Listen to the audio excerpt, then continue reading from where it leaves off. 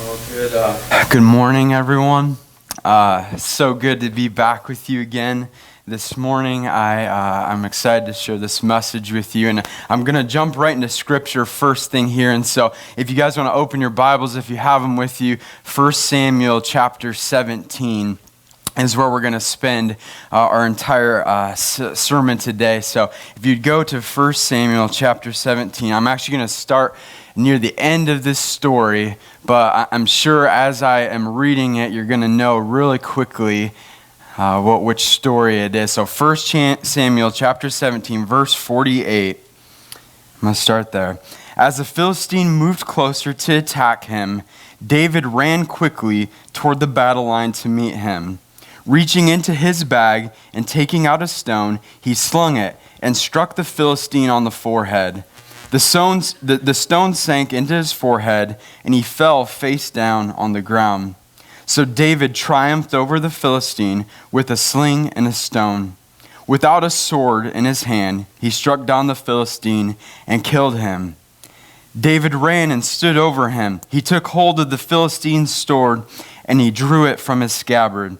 After he killed him, he cut off his head with the sword. When the Philistines saw that their hero was dead, they turned and ran.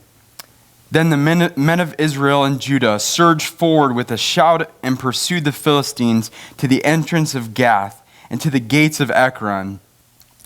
Their dead were strewn among the Sarim road and the Gath and Ekron. When the Israelites returned from chasing the Philistines, they plundered their camp. David took the Philistines' head and brought it to Jerusalem, and he put the Philistines' weapons in his own tent. Okay, so this is the story of David and Goliath, the story that we all know, we love, we use it in reference to things in our lives. You could have been going to church your whole life, or you could have never stepped foot in a church an entire day of your life, and you know the story of David and Goliath. We use it a lot. We love it. We put it in our children's books. We love to use it as like sports references, where like the little team beats the big guys. You know, like the NCAA tournament, the 16 seed, like Alabama, A&M, Tech Southern beats Duke. You're like, oh my gosh, like David beat Goliath. Like, wow, how did this happen? We love that story of triumph where someone who wasn't supposed to win steps into that victory. We want this to be true of our own lives. I think that's why we connect with the story so much.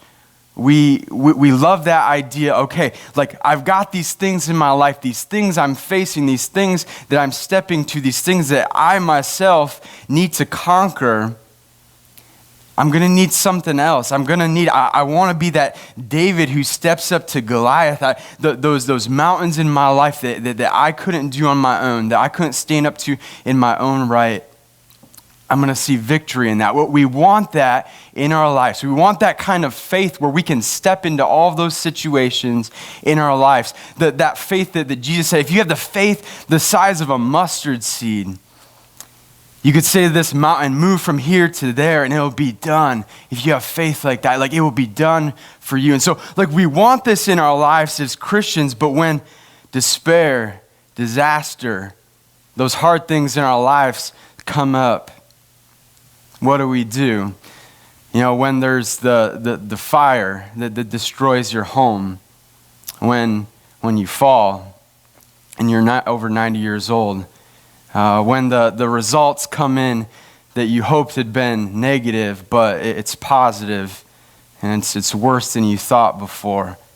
That job that you'd been working for 30 plus years, you've been being a faithful employee. This new guy comes in, really isn't doing his job well, but he gets the promotion and you're getting let go. What do we do in our lives when these things happen that we don't know what to do? It seems so much bigger than we are ourselves personally. And we don't know what to step into next. You see, the story of David and Goliath, David stepped into that victory. David had the courage to step up to that giant that no one else would. He had the faith to do that. But so often in our lives as Christians, when those moments come, we cower back in fear, like the armies of Israel. We stand back, we fear, we doubt, we question. We just settle into a mundane faith. So what was it in David's life that propelled him to be able to say, like, I don't care how big that guy is, I don't care how much armor he has, I'm going to step up for the armies of the living God. He's not going to defile my God. And so in our lives, what are the things that need to be present, that need to take place for us to have that kind of faith to be able to do that? I feel the story that leads up to what I just read explains that really well. So if you guys want to go to verse 1 of that same passage, 1 Samuel 17, I feel what we get a glimpse of what David possessed and what it was that made him have that kind of faith. So verse 1 here. Now the Philistines gathered their forces for war and assembled at Soko in Judah. They pitched their camp at Ephes-dammim between the Soko and the Azekah. Saul and the Israelites assembled and camped in the valley of Elah and drew up their battle lines to meet the Philistines. The Philistines occupied one hill and the Israelites another, with a valley between them. And so this valley of Elah, where this battle is taking place, there's a hill country of Judah. It's a Mediterranean basin where it's a very good place. This is the promised land that the Israelites have entered into. And there's these people, the Canaanites, that they used to live in this land that Israel is now occupying. And they're causing a ruckus. They're making havoc for the Israelites all throughout 1 Samuel. What we see it happen multiple times. And this time, they're actually invading their land. They want to take the hill country of Judah. And so the Israelite army and Saul with their leader, they come out to meet this force. This was a dire situation. This was something that the people in Judah, where David would have been in Bethlehem, that would have been right knocking at their doorstep. These people would have invaded their land. They would have taken their resources. They would have made them slaves. Like this is a big moment. This isn't just some little war. This isn't some storybook story, but this is people trying to take, pillage, and destroy another person's land, property, what they have, resources. And so this is a dire situation that's coming. Verse 4, something happens here that's even more daunting. A champion named Goliath, who was from Gath, came out of the Philistine camp. He was over 9 feet tall. He had a bronze helmet on his head and wore a coat of scale armor of bronze, weighing 5,000 shekels. On his legs he wore bronze greaves, and a bronze javelin was slung on his back. Excuse me. His spear shaft was like a weaver's rod, and its iron point weighed 600 shekels. His shield bearer went ahead of him. Verse 8, Goliath stood and shouted to the ranks of Israel, "Why do you come out and line up for battle? Am I not a Philistine, and are you not servants of Saul? Choose a man and have him come down to me. If he is able to fight and kill me, we will become your subjects. But if I overcome him and kill him, you will become our subjects and serve us." Then the Philistines said, "This day I defy the ranks of Israel. Give me a man and let us fight together." I think it's really ironic, and I think actually the author of 1 Samuel is trying to let us see this, but earlier here in 1 Samuel 16, he says that the Lord looks at a man's heart, not at his outward appearance. Right after that, in 1 Samuel 17, Israel is facing an opponent that it literally gives one of the largest descriptions of any character in the entire Bible of like his outward description. And so it's a challenge. You know, I've told you that the heart is what really matters to a man. My people Israel, how are you going to respond to this? And so Goliath is this daunting opponent. He's offering this challenge, and he's saying, "Come and fight me. I want a man to fight with, and whatever happens, you will be our slaves. We will be your slaves." It's this challenge. And the Israelites are, we're not equipped for this. We're not capable to do this. Look what it says in verse 11. On hearing this, on hearing the Philistines' words, Saul and all the Israelites were dismayed and terrified. They see who Goliath is in his outward appearance. They see how they're equipped. They know how that they're capable, that they're fighting.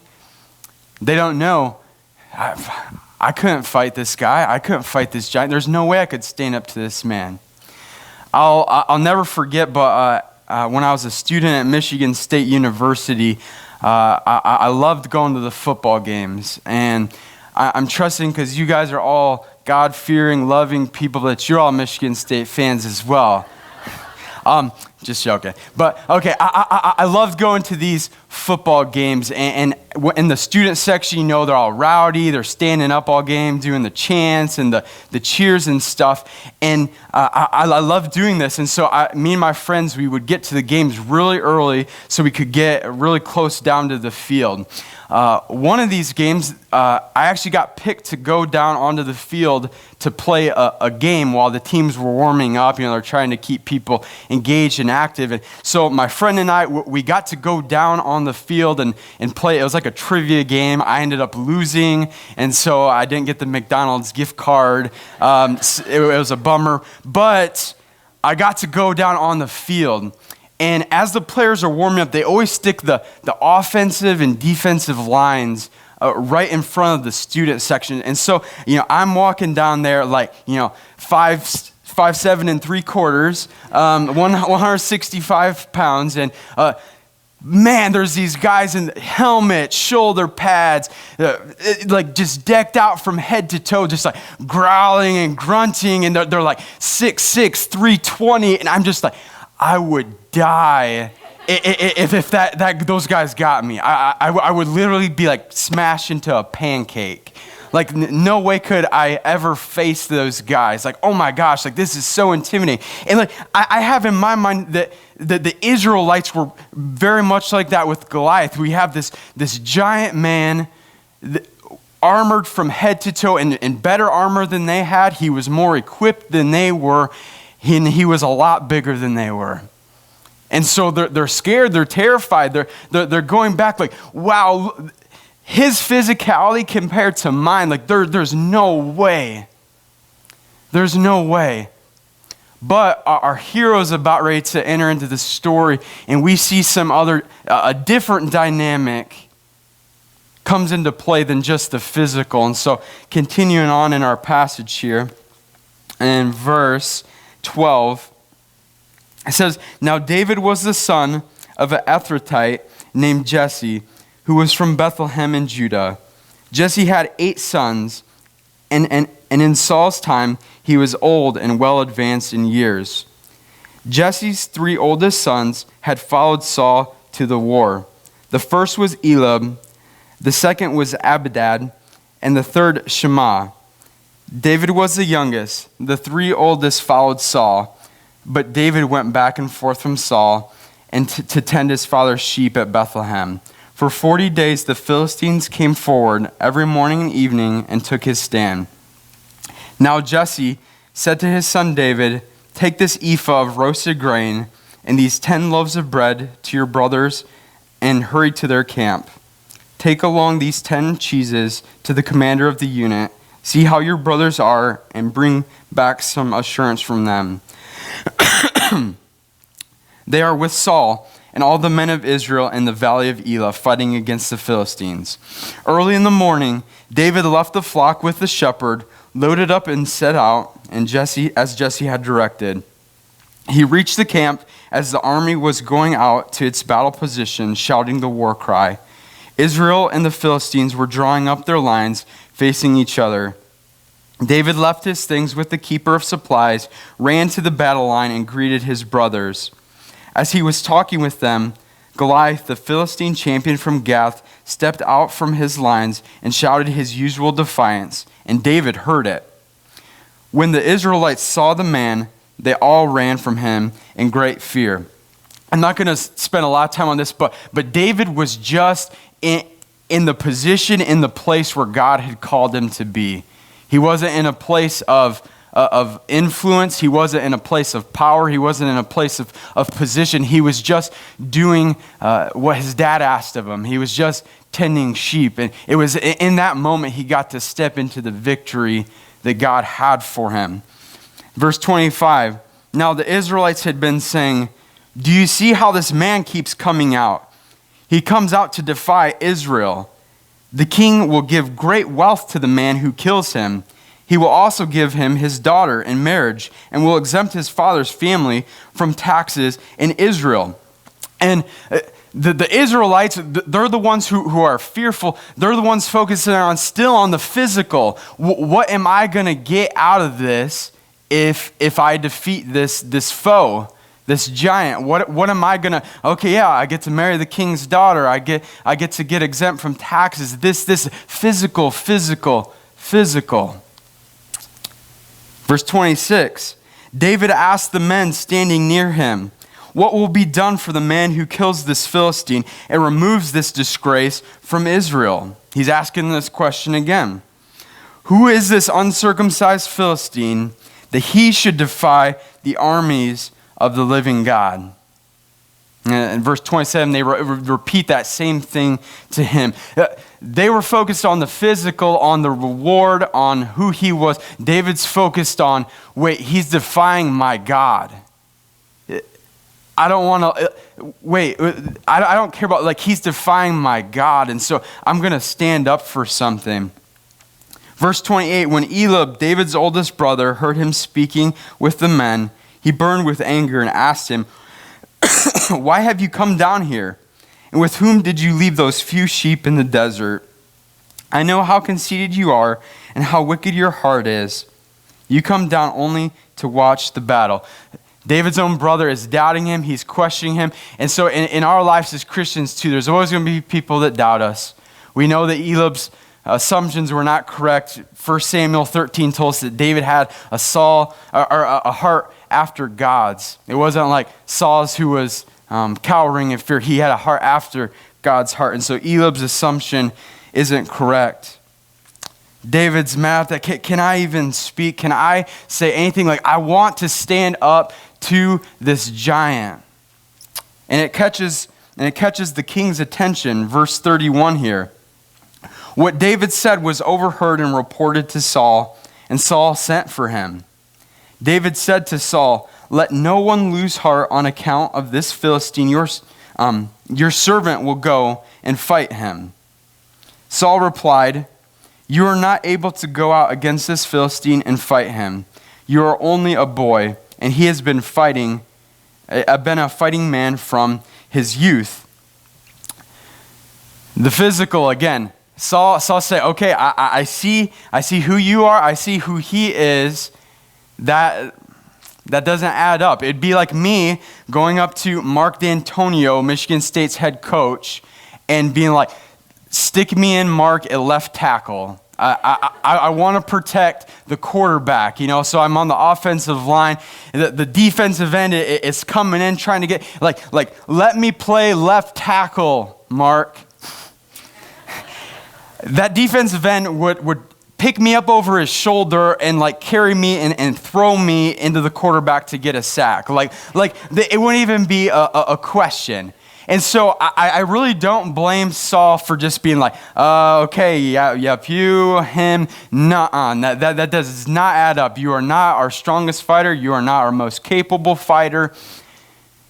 But David comes back with something like, he's like, I know you're looking at the physical. I know I don't look like much, but guess what? Verse 34, but David said to Saul, your servant has been keeping his father's sheep. When a lion or a bear came and carried off a sheep from the flock, I went after it, struck it, and rescued the sheep from its mouth. When it turned on me, I seized it by its hair, struck it, and killed it. David's faced enemies in the past. Verse 36, your servant has killed both the lion and the bear. This uncircumcised Philistine will be like one of them, because he has defiled the armies of the living God. The Lord who delivered me from the paw of the lion and the paw of the bear will deliver me from the hand of the Philistine. Verse 37 is so important for this entire passage. There's this word there that the NIV uses the word delivered. The ESV uses rescue, which I actually like better. But it's this Hebrew word nitzal. And what this word means is God has rescued in the past. And so what David is asking Saul to do is to consider how God has rescued his people in the past. He said, okay, God, in the past, God assisted me against the lion, against the bear. I could stand up for my sheep in the flock. But Saul, would you consider who God has been for our people in the past, how he brought us out of Egypt, how he led us through the desert, how he led us into the promised land, the battles he's fought for us, the things that he has done for us, the way we've seen him provide for us. Saul, would you consider how God has rescued us in the past? And so David had the faith to rise up against this giant when no one else would, because he recalled God's faithfulness. That's the first thing. He recalled God's faithfulness. He continues on here in verse 38. Well, Saul tells him, yes, go and the Lord be with you at the end of verse 37. Verse 38, then Saul dressed David in his own tunic. He put a coat of armor on him and a helmet of bronze on his head. David fastened on his sword over the tunic and tried walking around because he was not used to them. I cannot go in these, he said to Saul, because I am not used to them. So he took them off. Then he took his staff in his hand, chose 5 smooth stones from the stream, put them in a pouch of his shepherd's bag, and with his sling in his hand, approached the Philistine. Again, David's going in how God's equipped him, how he knows the situation God's equipped him for. You don't have to have the position. You don't have to have the influence. You can use the spiritual gifts God's given you to step into these things. Verse 41, meanwhile, the Philistine, with his shield bearer in front of him, kept coming closer to David. He looked David over and saw that he was a boy, ruddy and handsome, and he despised him. He said to David, am I a dog that you come at me with sticks? And the Philistine cursed David by his gods. Come here, he said, and I'll give you your flesh to the birds of the air and to the beasts of the field. Excuse me. Goliath is, he almost feels like put down that the Israelites would send out this little shepherd boy to fight him. Why would you send this little dog at me so that I might play with sticks? Like, why would you do this even, Israel? Like, Saul, what are you doing? He's looking at the outward appearance again. Remember, the outward appearance. David is coming with something else. Verse 45, David said to the Philistine, you come against me with sword and spear and javelin, physical. But I come against you in the name of the Lord Almighty, the God of the armies of Israel, whom you have defiled. This day the Lord will hand you over to me, and I'll strike you down and cut off your head. Today I will give the carcasses of the Philistine army to the birds of the air and to the beasts of the earth, and the whole world will know that there is a God in Israel. All those who were gathered here will know that it is not by sword or spear that the Lord saves, the physical. For the battle is the Lord's, and he will give you all over into our hands. Our second Hebrew word here is yutziim, which is for the Lord saves at the end of verse 47 there. The Lord saves. And where our previous word, what was in the past, this is speaking directly towards in the present. God has the ability to step into each and every one of our situations. He has the ability to step into his people's lives for his glory, for his honor. And he works in supernatural ways to save his people, to deliver them, to rescue them. And so David had the courage to rise up in faith when others wouldn't, because he knew that God fought for him, and he knew that God would deliver him in the present. And so we have those two things. David looked at the faithfulness of God in the past, who he had been to him, who he had been to his people. And he looked at God's faithfulness in the present. That God stands up and fights for his people. That God makes a way. That God delivers. And so that's how he had the faith to rise up and fight the giant. We're to the point in the story now where I read at the beginning. He slings the stone. He knocks the giant down. He cuts off his head. And the Israelites march away in victory. And they're the ones that emerge in victory that day because David had the ability to look beyond the physical and to trust the supernatural power of his God. You see, in our lives, it's so easy to get caught up in that physical. The burnt house, the lost job, the struggling church, the things in our lives that keep us up at night, that we don't know what to do. We don't know where to go. We don't know how we're going to make it. We can go back to this story of David and Goliath. We can look at it to know that we have a God who's been faithful in the past. We can look all throughout this story, all throughout our lives.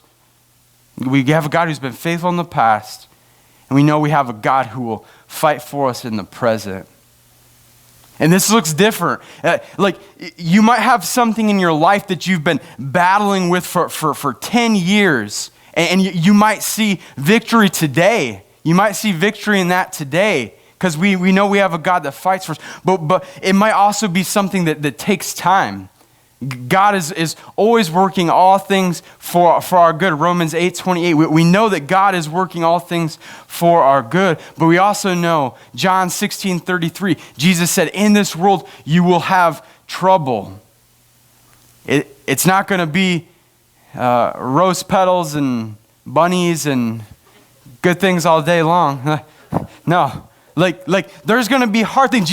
In this world, you will have trouble. It may cost you your job. It may cost you your money. It may cost you everything that you ever thought you needed. It might cost your family. Whatever it is in your life, it's going to cost you something. But take heart. The end of that verse, in this world you will have trouble, but take heart, for I have overcome this world. And so that's the greatest victory right there. Like we may remain in the fire the rest of our lives. We may be persecuted the rest of our lives. We may never see another victory the rest of our lives, but we have the greatest victory possible in Jesus Christ and what he did for us on the cross. That's the eternal, that's what's significant, that's what matters. That's what matters. And so, as Christians, we can move into those tough situations. We can go on, we can press on, we can move further in victory because we know what's been done on that cross for us. It's the greatest gift that could ever have been done. That's why we worship. That's why we praise. That's why we give of ourselves. That's why we can step into that victory more and more. Would you guys pray with me? Lord, thank you so much that you're a God who has been faithful in the past, and you're a God who fights for us now. No matter the situation, no matter the circumstance, we're here to say, God, we trust you. We love you. We know you're a good God who has good things for his kids to step into. So we love you. We thank you. We praise you for what you've done. God, I thank you for your word. I thank you for this story of David and the courage he had to step up when other people wouldn't. I thank you for those things he could recall, the way that he lived his life. And because of that, God, we can see how we can step into those battles we're facing as well.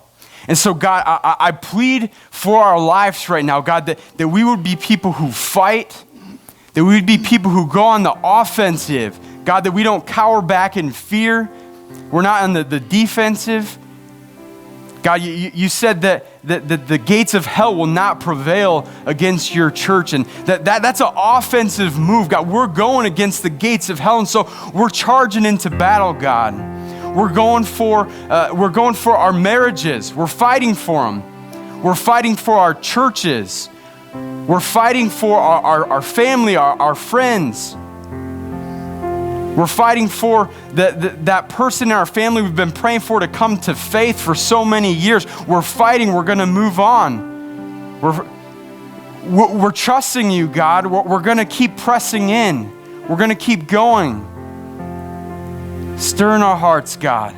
Change us from the inside out. Holy Spirit, cultivate a spirit in us that isn't timid, that isn't weak, that looks to you knowing that you are God who fights. You're a God who's faithful. We love you, Jesus. We thank you so much for your sacrifice, and it's in your name we pray. Amen.